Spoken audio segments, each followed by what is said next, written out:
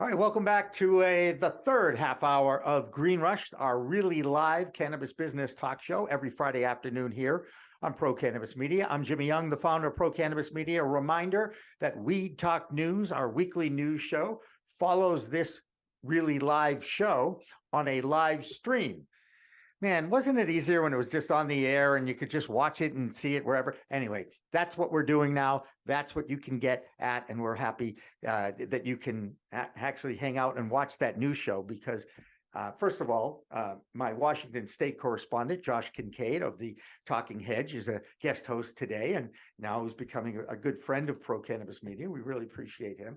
And Doug Miller is with us as well from New Jersey. And if you don't know anything about the New Jersey market or the New York market, you should, because those two markets combined will eventually pass California. Okay. And in California there might even be a little, under the radar contest going on. Who's going to sell the most weed in the 4 or 5 year period? That's what I think anyway could happen. I don't know. Doug, you tell me, is it crazy down there in New Jersey? Yeah, Are the lines, have they dissipated at the adult use stores that are open? I mean they're not all the way around the block right now, but you go before a holiday. Most Fridays people like to get their Thursdays and Fridays. They're definitely around the corner. They're not all the way down the block, but yeah, it's a very booming industry and yeah, they keep opening up more dispensaries as I was saying. They're opening up better dispensaries, not so much the multi-states and the quality is becoming a little bit better, which is people are starting to enjoy. Yeah. Hey, Josh, Washington State, a mature state. We've talked about some of the issues there as well. Are you finding after time it is the craft grower that seems to be the go-to product in the space? Not right now. What I'm finding out right now is people are just trying to get what they can afford. Yeah. I ask the bud tenders every time, like, what's the number one product right now? Why? What are you seeing? Just grilling them, like 30 questions, whatever. But basically what I'm seeing is what's on sale, and the mass amount of traffic that comes is when there's a discount. So that's pretty much why there's not why 420 is no longer the number one day of the year. There's Green Wednesday, there's Cyber Monday, there's Black Friday, there's all these other days of the year that are way bigger because people want to just get through the experience with their in-laws. So they're going to the cannabis shop rather than 420 that doesn't have the same deals. Like why deal with the lines on a 420 when you have the same deals on a Tuesday or Friday, Saturday? It just doesn't make sense anymore. So I think people are waiting for those deals, and that's really what's driving consumer behavior right now is price. Not only that, but I tried different stuff all the time, and when a $200 ounce is 140, I'm like, okay, let's try that out. And I try it and I'm like, wow, that's trash. That's just as bad as this $30 ounce I bought in Tacoma last year. It's like there's no difference. So I'm like, maybe I need to get out of this region because I'm by SeaTac. Maybe it's probably tourist weed, and maybe the better stuff is in another region or something. So it's regional, right? So how do you find where the deal's at? By the way, if somebody's listening and you're in technology, create a website so I know where the deals are at. I'll drive 20 minutes if there's a good deal on a big fat blunt. Huh.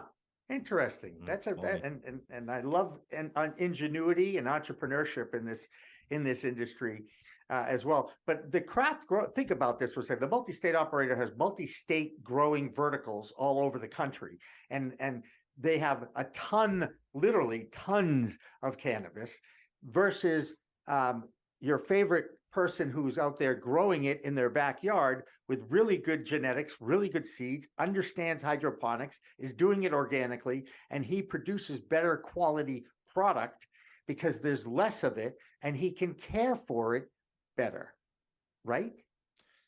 I agree, but when you get some of these master growers, and I just think New Jersey is a little behind on that scene. You need some people from out west, California, Colorado, some people like people that have been in the industry for a while, running big warehouse type grows.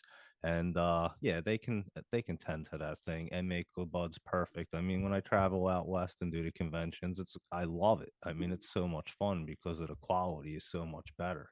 Um, so yeah, I mean our black market, honestly, our underground market's better than our dispensaries around here, and that's a Definitely. fact. I mean, you can, Definitely. We're all in agreement on that one, I yeah, guess, it's right? sad. It's so sad, but it's the truth. And yet the other thing that I actually think has been a good thing for the industry is if you do happen to partake and go with the legacy market and have that product and you want to get that product tested, most testing labs will take a $50 fee to test your own home grow or wink, wink, wherever you happen to get it from. And I think that's a great service to have as well, just so you can see what the chemical compounds is, the different cannabinoids in there and those terpenes that steer it all. And I really sound like I know what I'm talking about, but I really don't. I just spew out those words. You guys know that. I'm sorry. Hey, No, Josh, I you were. think I Go was ahead. gonna say to your point about craft growers coming up, it has to come in a cycle, right? Right now, there's too much price compression on the small growers because of some of the automation. Just got back from MJ BizCon Right. and a lot of equipment that's unaffordable. And so when you have 18 people and you're spending $100,000 on labor because you can't afford a $200,000 machine, it doesn't make sense to me. But when you're in the grind and you can't you don't have time to rub two brain cells together to figure that out. Some of those guys are going to fail for obvious reasons when we take a look back, but that creates opportunities. And those opportunities are going to be somebody else found the land. Just to compare like a normal business situation, Burger King spends zero money researching real estate. They wait for McDonald's and then they open up next door and save tens of millions of dollars. So somebody already has an ISO or whatever certification facility they need, and they go out of business. Bam, somebody comes in and out from the ashes rises the phoenix, and we have craft growers. But we can't do that until we have MSOs completely dominate, create the structure, the pricing, whatever the floor is, Pay and the then lobbyists. Yep. yeah, I can go and get a $30 rec ounce, but I'll pay 160 if it's consistent in quality, right? There's got to be some happy medium there. I don't want to pay 160. I will go and get 130, but supplement it for something else right now when prices are tough, right? Because gas and everything else is impacting everyone's budget. So I do think that we will get the connoisseur cannabis, but it's not going to be soon enough. Interesting. And we didn't even get into that. I really wanted to ask the two CEOs we had about home grow and what is the company line on home grow, because I would think that they don't like it and want to legislate it out of the market. But is it really fair to us to tell us what we can and can't grow in our backyards? Cookies is selling seeds now. So they know that if they have the genetics, you're going to want to buy their brand. So they're cutting into everything, starting out with not even his music, but just branding and then marketing, and then everything else comes second. Unfortunately, quality too, from my experience. Yeah. But people love it. They keep coming back. They don't care how dry and nasty that $50 blunt was. No, they do. They have been doing. He's crushing it with the branding and the marketing. I totally agree with you. I haven't tried the product, so I'm not sure, but I haven't heard good things like you're saying. So I'll take that. And but yeah, they're kill. But I do agree too with the genetics. I say it all the time because I think a lot of the homegrown genetic companies and the better genetics are going to do really well coming up because people are going to get into the growing scene. That's why I was saying like Viva Sun and companies like that are just bigger with the tents and the lights and have everything and make it simple. I mean, you can just buy a whole grow kit for very cheap. And Well, it's not like the lighting system like back in the day that's going to run your electric up like crazy. I mean, you can have a tent running all day with the fans and everything, and you don't even know. And yeah, I think the growing is going to become a much bigger scene. and If not for anything else, it's got to be for the consistency, because you can go into these stores and you can't go back and get your particular cultivar even if you wanted it. And so I think for that reason, if nothing else, people will grow. You want Blue Dream from 2015, or you want that legacy strain, whatever it is, White Widow, whatever. A lot of times you can't get what you want. I talked to a guy yesterday who was growing Seattle Super Chronic strain, and said, nah, man, we don't grow that anymore. Actually, everything when we first started is all changed, because the entire industry just kind of changes and flies after the wedding cake or whatever is popular, and kind of a dog chasing its tail, rather than going after something that somebody wants consistently and reliably no matter what. And I think that's one of the biggest detriments to the industry is not offering a reliable product that people can get consistently over and over. I thought Blue Dream was going to be that boring product you could go back, and unfortunately, like you can't go and get something over and over again. It's just not available, and it's kind of annoying. we've It's got it funny you here. say it's We've funny got you Blue. say Blue Dream, because every time I go out west and any dispensary has it, I don't ever look at the percentages because it's nonsense anyway. But all the time, Blue Dream, you pick it up, it's always going to be a solid strain for you. It's going to do whatever you want it to do. It's amazing, and it's funny you say that, because it's like the go-to strain, and it is. It was everywhere for years, and now it's like nowhere. I don't know what happened to it. Do you guys buy into the doom and gloom that a lot of people are predicting for the industry? A race to the bottom, closures, or is that going to be literally going to be just a phase before the next wave comes in? What's your what the state of the industry right now for both of you guys as you look at it? Josh, what do you think? You were just at MJ BizCon. I mean, I heard it was a great show, packed. It was. I'm not entirely convinced that MJ BizCon's peak was 2019. I'm gonna maybe go again next year and see, but I think maybe that conference may have peaked in 2019, and we will see massive amounts of consolidation and less people going and less booths. Even though there was more people and more booths, it didn't seem like it for various reasons. It was speakers were down a hallway. It was 2 levels. And they were consolidated into their own industry. So all the machines were in one spot, all the insurance was in one spot. So if you didn't care about recruiting or HR, you just skipped them. So a lot of people were playing on their phones. And so it was interesting to see, but you did get to, witness what was happening in the industry and the movements. And it's definitely scaling and automating and normalizing.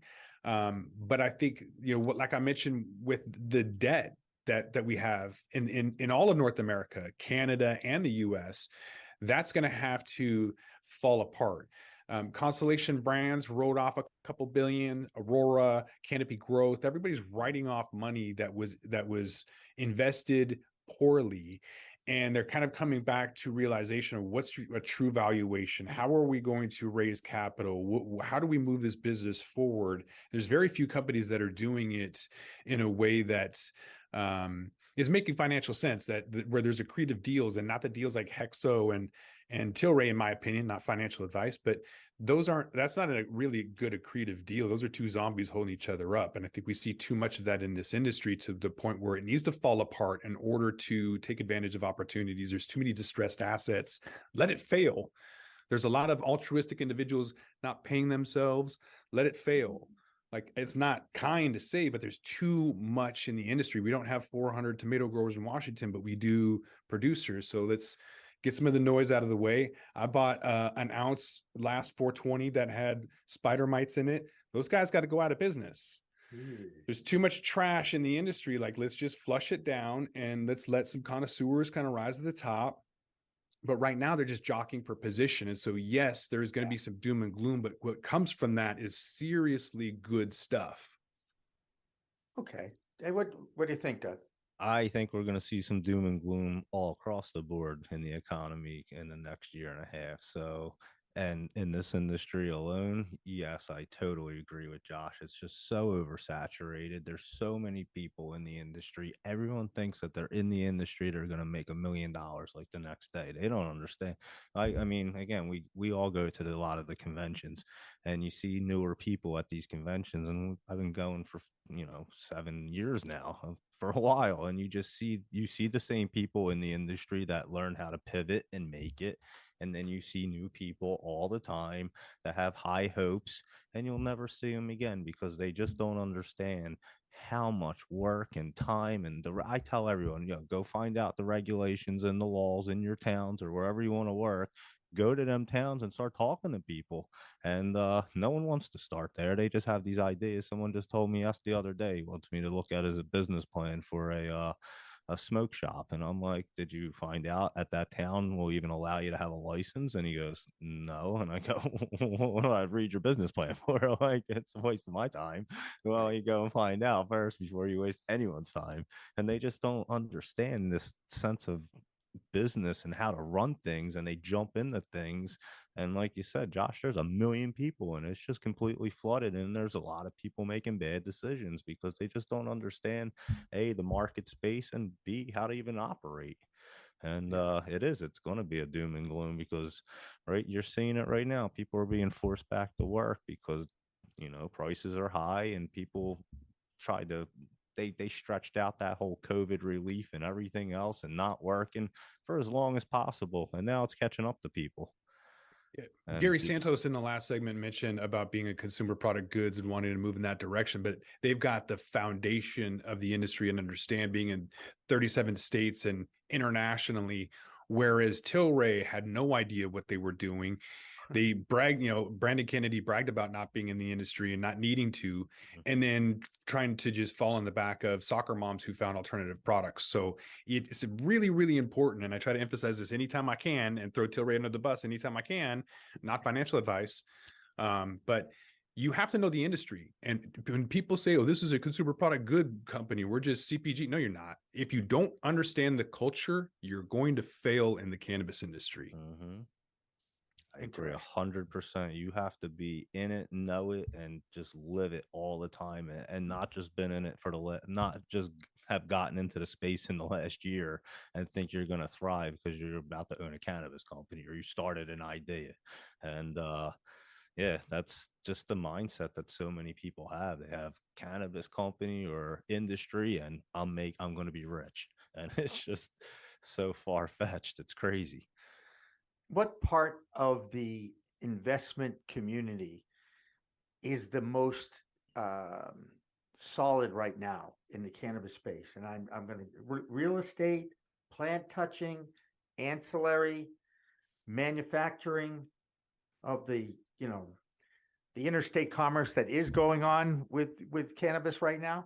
And it is legal to replicate a license based on genetics. So a recipe, not a license, a recipe.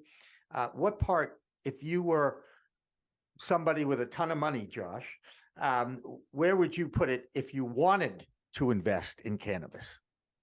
I'd stay away from brands right now, especially if you don't know what you're doing. You have no idea what that intrinsic value is. Where a lot of the money is flowing into is retail and cultivation, and that's more than likely because they're in vertically integrated states. So that's pretty much 80 to 90% of all of the money is going into that. And a couple of deals are going here and there, but majority of all deals is vertical integration in limited licensed states like Arizona and New York. Right.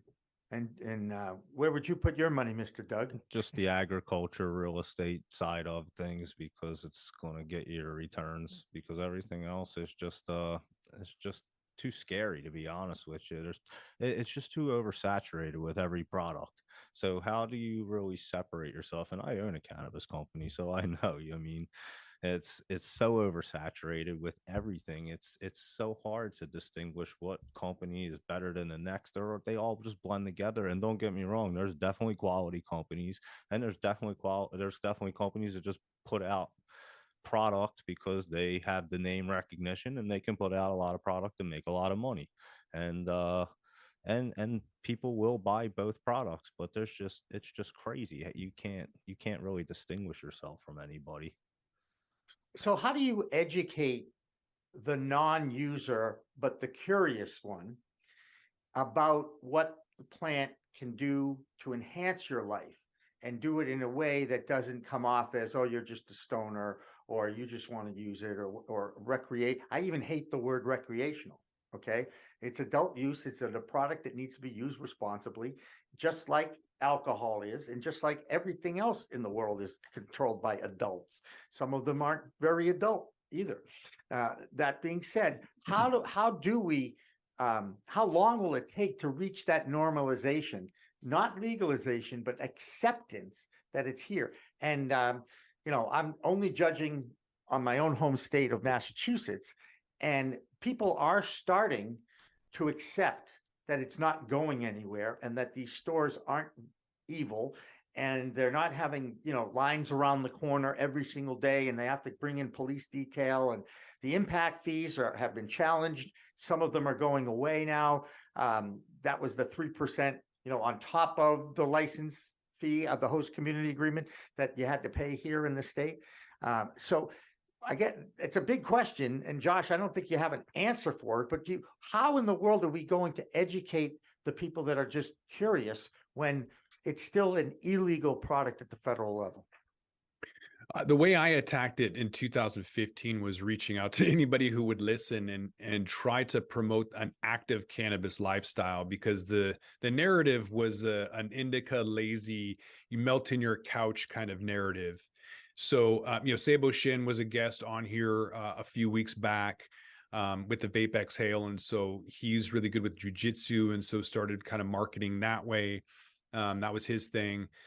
I've talked to Lofa Tatupu, NFL player. I had an event actually at the Moda Center, the Rose Garden in Portland, with Cliff Robinson, where we had cannabis companies and cannabis on display and everything in a suite, and just trying to be there when Denver played Portland. So it was the Nugs versus Blazers. Blazers Nugs. Nice. So that was kind of to be this thing where we're normalizing it's cannabis companies there, and we're active cannabis lifestyle, and just try to professionalize it. And so that kind of just trying to be professional, trying to be normal, trying to do with sports was the way. Because with Lofa Tatupu, as he mentioned, if he was doing CBD, he'd still be playing with the Seahawks. So I believe CBD is kind of the gateway into that normalization. But if we come up from a standpoint of like active cannabis lifestyle and professional and normalization, I think that's really what's going to get some of those folks on board and say, oh, it's health. It's not high. It's not just this thing for fun, but it's this other purpose as well. I like that, health, not high. I like that. Doug, you like that slogan? That is a great slogan. Health, I not like high. it. Have you played with that? Is that original? It just came off the top of my head. I haven't trademarked it yet. Just like it's a whole I new know what world you're of doing weed. after this. Yeah, you should, for sure. That is great. It's a good one. You mentioned CBD. Again, it just kind of reflects on how things grow virally in our world now, when the consumer is in charge of creating their own media, their own content, and sending it out there. And to me, one of the biggest issues in our country is the lack of sleep. And the CBN cannabinoid has absolutely helped people get a good night's sleep, including moi. Okay, I'm now using a product that is a CBN dominant gummy, and I'm sleeping through the night, which hasn't happened in many years. So again, Jimmy, let me tell you a quick story. When I was in Vegas, I took 40 milligrams because I could take 100 milligrams and forget that I took anything. That's how high my tolerance is. Yep. So I ate 40 milligrams, and then I hit the casino floor.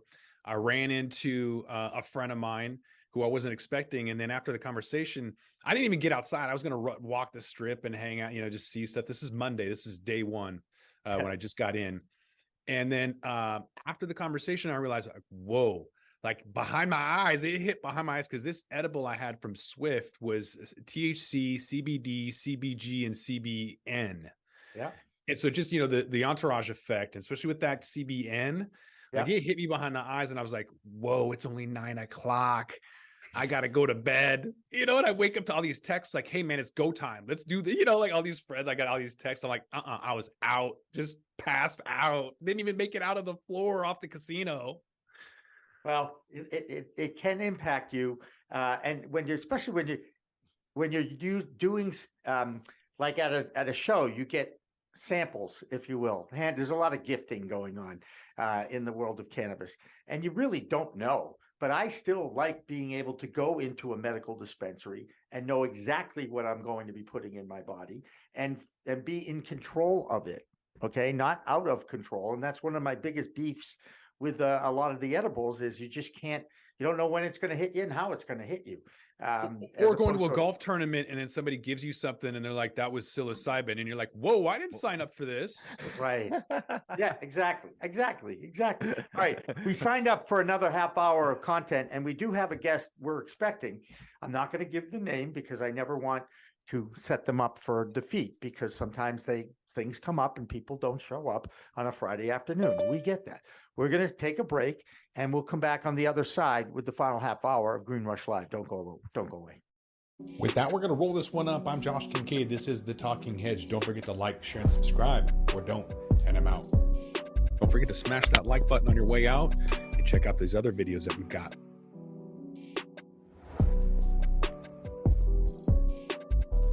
Thanks for listening to today's show. To check out more great cannabis podcasts, go to podconnects.com. Here's a preview of one of our other shows. 99.9% of our DNA is identical. It's a 0.1% that truly makes us different and unique. And that's what the show is about.